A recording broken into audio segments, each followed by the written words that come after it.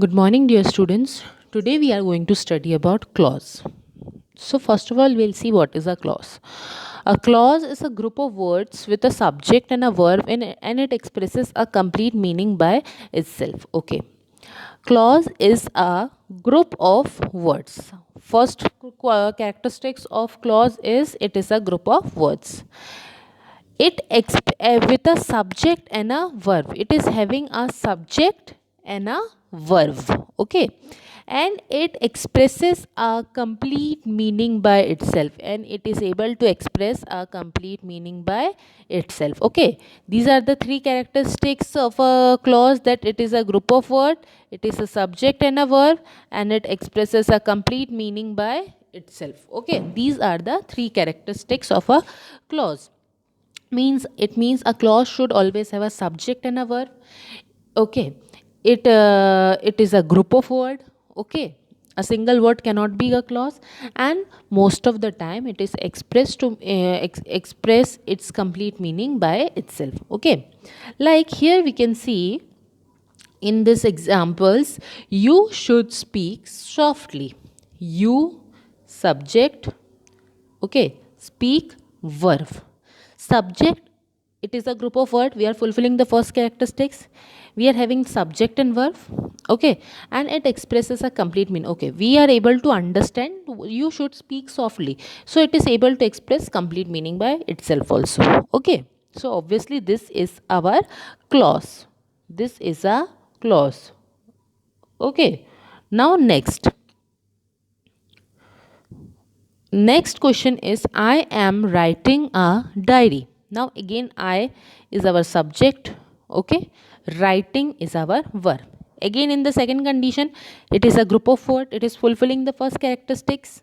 It is having a subject and a verb. It is fulfilling the second characteristic also, and it is expressing a complete meaning by itself also. So this is the third characteristic also. So again, this is also a clause. This is also a clause. So all of us understood what is a clause. A clause is a group of words with a subject and a verb, and it expresses a complete meaning by itself. So now we'll study types of clause. So clause can basically be divided into two parts: independent clause and dependent clause. It is also called as principal clause or main clause and subordinate clause. Okay, independent clause is called as principal clause or main clause. Dependent clause is called as subordinate clause. Now dependent clause can be further divided into three types of clauses: noun clause, adjective clause, adverbial clause. Okay, now first of all we are going to study about independent clause. From the word independent only, we are clearly able to understand independent means free. Okay, who is free? So we'll understand what is independent. An independent clause can stand alone in a sentence. It contains a subject and a verb in its smallest form. Okay, so what does an independent clause do? An independent clause is alone in a sentence. Okay, it means it doesn't need the help of any other words to complete its meaning. Okay, for example, and it is independent, it is not dependent on any other thing to complete its meaning. So that is why it is called as independent clause. It doesn't need the help of any other thing to complete its meaning. For example, we can see, I ate bananas in the kitchen. I is our subject, eat is our verb. Okay, now if you remove in the kitchen also, I eat bananas, this is a complete sentence. We are able to, it is able to express its complete meaning. So obviously it will be an independent clause. Next, Sharon speaks loudly. Sharon is again subject, speaks is our verb.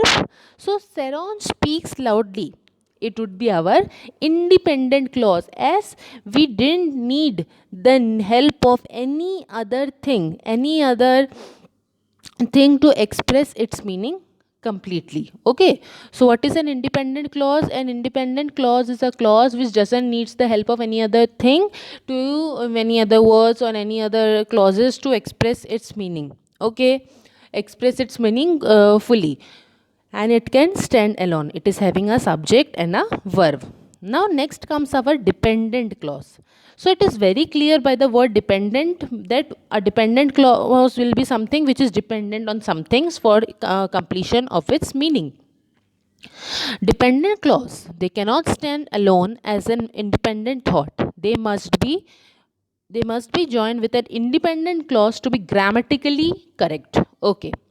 Now dependent clause is having a subject and a verb. Okay, every clause will have a subject and a verb, because if they don't have a subject and a verb, they won't be a clause. Okay, so dependent clause is having a subject and a verb. However, they are not able to stand alone. They are not able to stand alone because if they stand alone, they are not able to express their meaning completely as an independent thought. They must be joined with an independent clause. So we are joining a dependent clause with an independent clause so that it could express its meaning completely and be grammatically correct. Okay, we must join a dependent clause with an independent clause so that it is able to express its meaning completely and it becomes grammatically correct. Okay, now for example, before I go to bed, I eat bananas. So here we have seen the example, I eat bananas is an independent clause.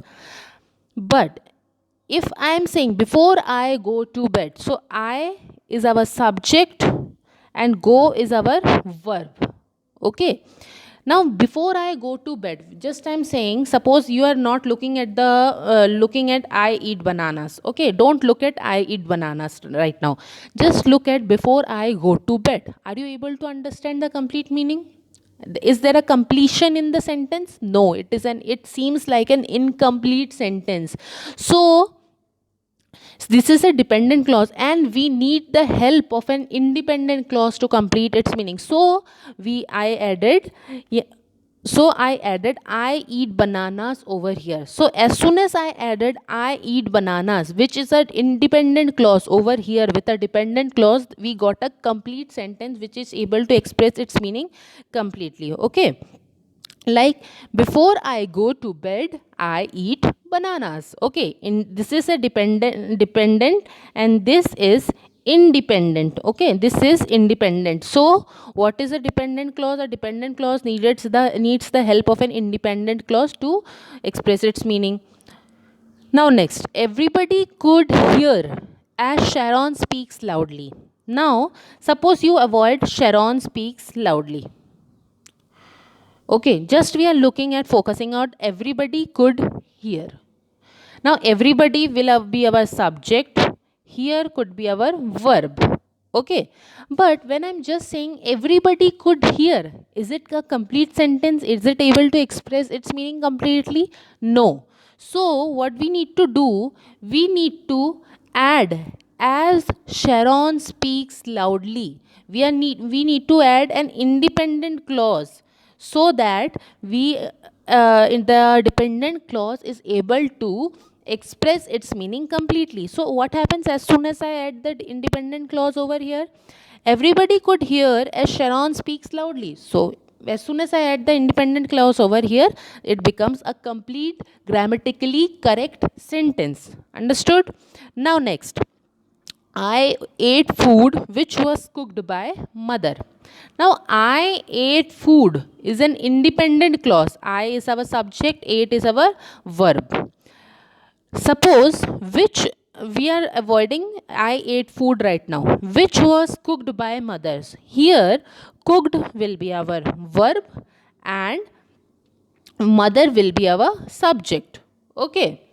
Now, when I'm just saying which was cooked by my mother, are you able to understand the sentence completely? Which was cooked by my mother? No, this is an incomplete sentence and also grammatically incorrect sentence. But what happens as soon as I join I ate food with this?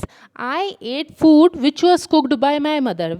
I ate food is our independent clause, and as soon as I join it with a dependent clause which was cooked by my mother, it becomes a complete sentence which is also grammatically correct. So I hope you all understand what is independent and dependent clause. Independent clause can stand alone, it doesn't need the help of anyone to complete its meaning. It is having a subject and verb. Dependent clause needs the help of independent clause to complete its meaning and be grammatically correct. This is also having a subject and a verb. Now there are three types of dependent clause, as I have told you all. The first is noun clause.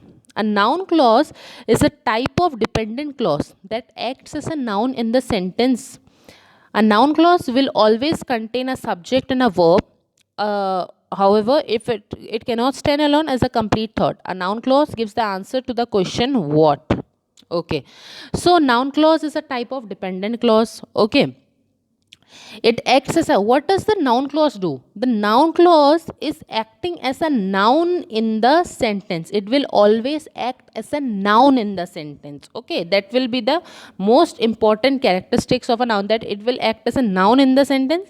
A noun clause will always contain a subject and a verb. All the clauses will contain in a subject and a verb, because clause means a group of words containing a subject and a verb. And if it doesn't contain a subject and a verb, it means it is not a clause.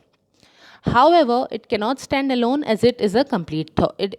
As a complete thought, it cannot. Obviously, we know as it is a noun clause is a dependent clause, so obviously it cannot stand alone as a complete thought.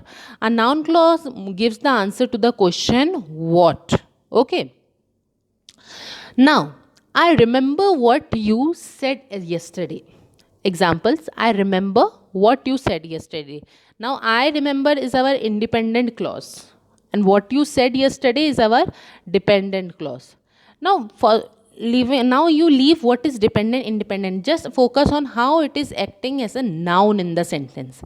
Suppose you give an answer to this question: I remember what you said yesterday. Instead of saying that I remember, Ram, what you said yesterday. So obviously there comes an answer.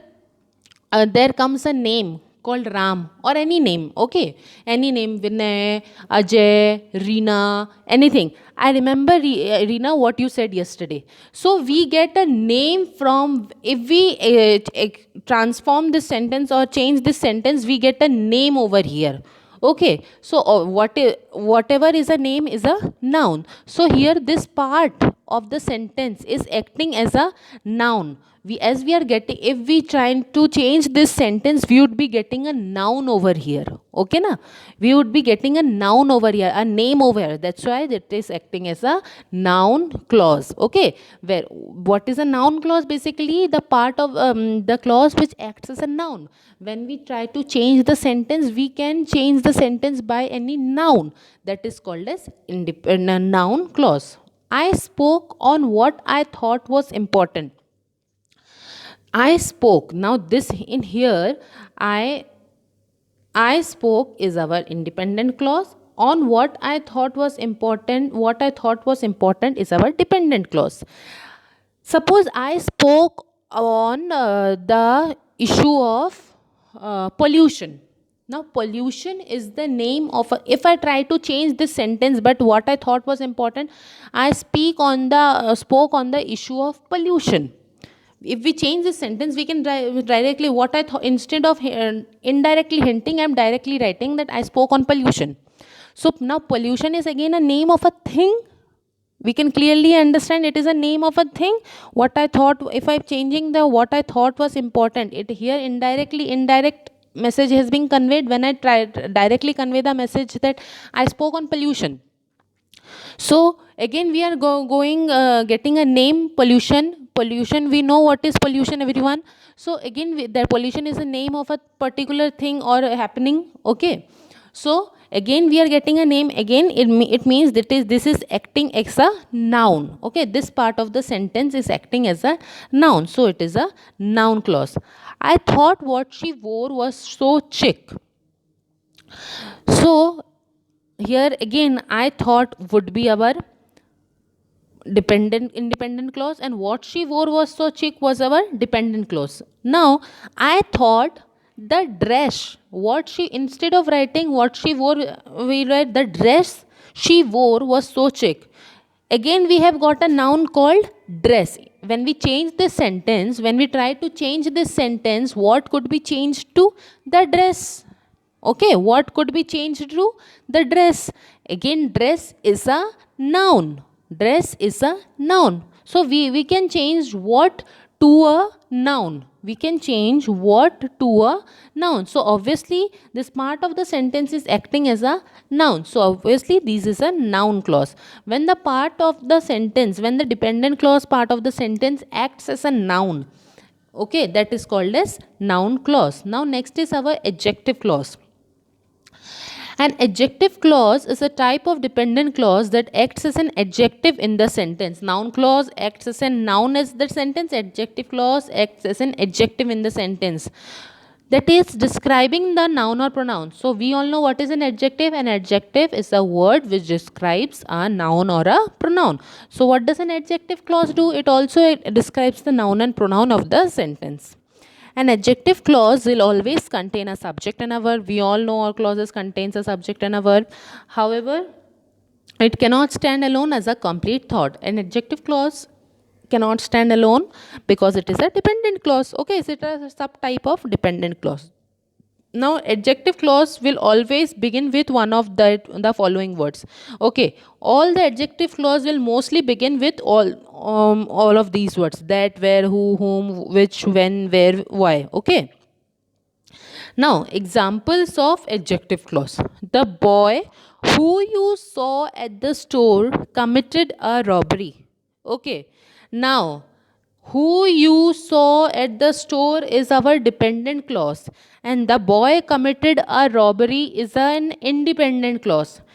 In between the boy committed a robbery is would have been a single sentence which is an independent clause, but we wanted to fit in the independent clause between this sentence, so we broke the independent clause sentence from between and we wrote the boy who you saw at the store committed a robbery. The boy committed a robbery is a independent clause, but who you saw at the store is an dependent clause. Okay, now suppose if I am just saying who you saw at the store, are you able to understand what who you saw at the store? We are having a subject you, saw is a verb, you is our subject, saw is our verb, but still it is an incomplete sentence. Okay, it is not able to express its meaning completely.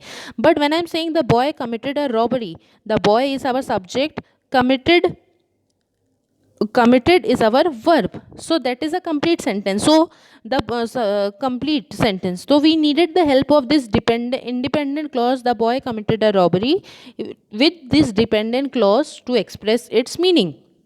Now how it is acting as an adjective, how this part of the sentence is acting as an adjective. The boy who you saw at the store, the boy who you saw at the store, here this we are explaining about the boy.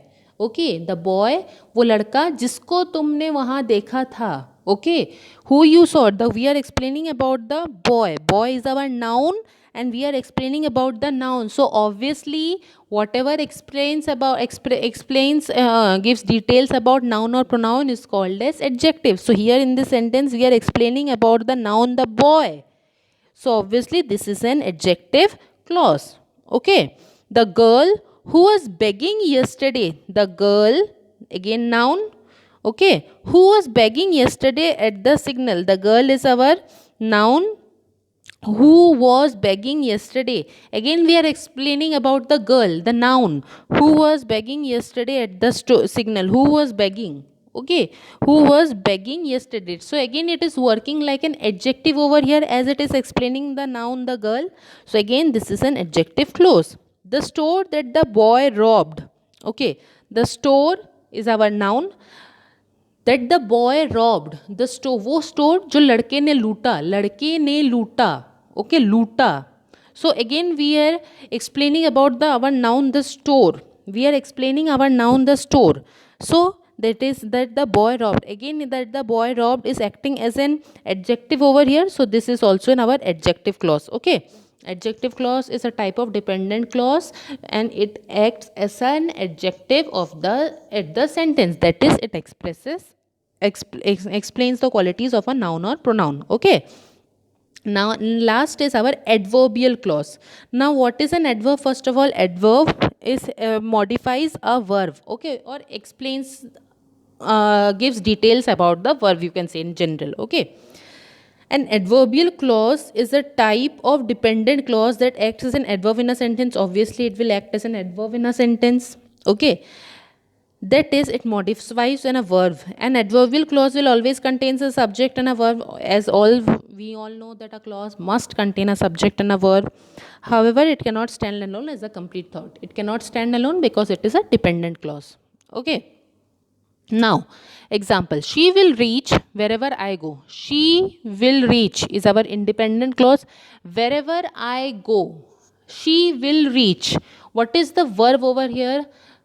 Reach, and she is our subject and verb. Wherever I go, in this part, this is our dependent clause. Okay, I is our subject over here, verb is our go is our verb. Okay, she will reach. So when I'm saying she will reach, we are having a complete meaningful sentence. She will reach. Okay, she will reach here. We can add anything, any words. She will reach here. So it is a complete sentence, but this is a independent clause. But when I'm saying wherever I go, it is an incomplete sentence. It means it is a dependent clause. So when we are joining these two sentences, we are joining this independent clause sentence with a dependent clause, we are getting a complete meaningful sentence, which is grammatically also correct. She will reach wherever I go. So she will reach is our independent clause, and wherever I go is our dependent clause. Okay. Now, in Hindi we say वो यहाँ पहुँच जाएगी, वो जहाँ भी मैं जाऊँगा वहाँ वो पहुँच जाएगी, जहाँ भी मैं जाऊँगा वहाँ वो पहुँच जाएगी. What is being said that she will reach here, the noun reach is explained the verb reach is explained further that wherever I go, it in the detail about the verb has been given in this part of the sentence, wherever I go. Okay, she will reach wherever I go. The detail about the verb reach has been given. Okay, here this part of the sentence is explaining the modifying the verb reach. So whatever modifies the verb, a verb is called as adverbial clause. Okay. So adverbial clause. So obviously this is, as it is modifying or talking about the main verb reach. Wherever I go is talking about the main verb reach. So obviously this is a adverbial clause. Next, I will start from here when you call. Okay. I will start, suppose avoid from here. Okay, avoid from. I will start when you call. Now, the when I will start is our independent clause. When you call is our dependent clause. Okay. I will start when you call. Start when you call. This when you call is completely dependent on our verb or talking about our verb start. Obviously, it is obviously talking about our verb start. So start as when you call is basically modifying or talking about our verb start. So when you call, as when you call is talking about start or modifying a verb start. So obviously when you call is our adverb, acting like an adverb. So it is an adverbial clause. After the movie ended, we ate ice cream. Okay. After the movie ended, we ate ice cream. Now again, here after the movie ended is our independent clause, and we ate ice cream is our dependent clause. Okay. Now after, जब movie खत्म हो गई, हमने ice cream खाया. ठीक है. This part of the sentence, we ate ice cream. We ate ice cream is connected with after the movie ended. We are talking about mainly about ate. Okay, we are eating. We are mainly talking about eating. Okay, we are mainly talking about eating. So after the movie ended, we ate ice cream. So the word after the words after the movie ended is explaining, further explaining that when did we eat ice cream? We ate ice cream after the movie ended. It means we are explaining, further modifying our verb ate. So after the movie ended, we ate ice cream. So after the movie ended is acting like an adverb over here. So again, it is an adverbial clause. Okay, I hope you all are able to understand different types of clauses. Thank you.